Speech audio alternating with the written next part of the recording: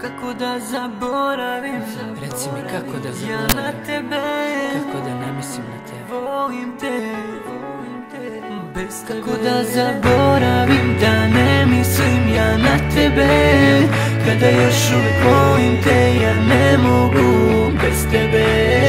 Kako da zaboravim, da ne mislim ja na tebe, kada još uvijek volim te, ja ne mogu bez tebe.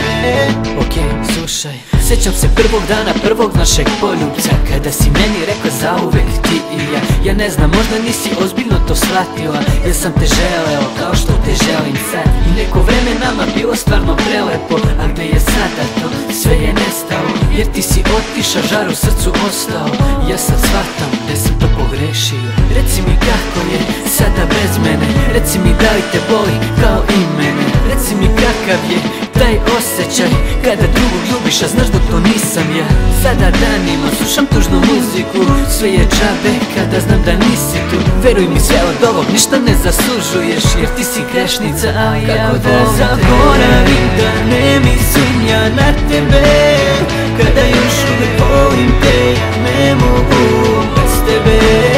Kako da zaboravim, da ne mislim ja na tebe, kada još uvijek volim te, ja ne mogu bez tebe.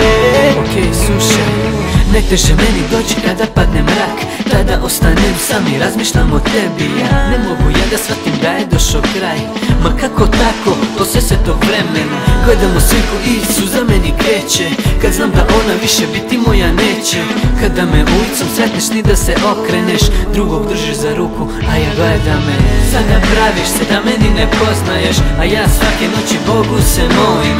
Da li je ovo fair, reci meni ej, nekad voljela si me, a sada ne znaš me.